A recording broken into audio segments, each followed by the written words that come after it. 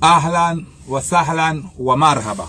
Somo la leo nataka kuwafundisha madereva wageni na kuwakumbusha madereva wenye ujuzi, manake udereva tulisema ni kukumbushana. Hakuna dereva alokamilika, hakuna dereva ajuaye kila kitu. So unapoingia kwenye gari kuna zile vitu ambazo ni muhimu za kufanya kabla hujaanza safari yako. So what happens is, huku kwetu Europe, kabla hujaanza safari unaambiagwa make sure umechukua muda wako angalau dakika 20 mpaka 30 kujitayarisha, kujipanga, kukagua gari lako, kupanga safari yako. Utaanzia safari wapi, utasimamia wapi, kupumzika break ya kwanza, baadaye uendelee wapi, utafanya nini wapi, utakula wapi, utafanya nini vipi. Yani unakuwa na kitu inaitwa journey plan. So ukiingia kwa gari, kwa wale ambao tunatambua kwamba barabara sio zetu, za Mwenyezi Mungu, jambo la kwanza unaanzaga na Bismillahirrahmanirrahim, ama ukipenda unaanza na dua, unaanza na sala, unamtanguliza Mungu kwenye safari yako. Baada ya kumtanguliza Mungu kwenye safari yako, unaingia kwenye gari lako, unaketi kwenye kiti chako cha dereva, and the first thing you do is to adjust the seat. Adjust the seat, unaona iko sawa, the composure. The second thing, you adjust the backrest. Backrest ni hii hapa hivi, unaona hii kiti. So una make sure umeadjust backrest, umekaa vizuri, ensuring kwamba kichwa chako, the headrest inalalia hii sehemu. This is what we call the headrest posture.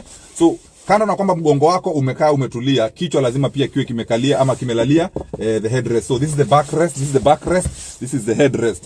Siku zote ukiendesha gari, ili kujaribu kupigana na fatigue na uchovu wa barabarani, lazima ukue at a posture ambayo inahakikisha kwamba umeketi comfortable, umelalia kiti chako mgongoni na kichwa chako kimelalia kwenye headrest.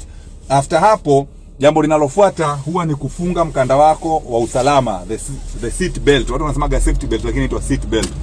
Baada ya kufunga seat belt yako, una adjust the rear view mirrors, ukipenda side mirrors.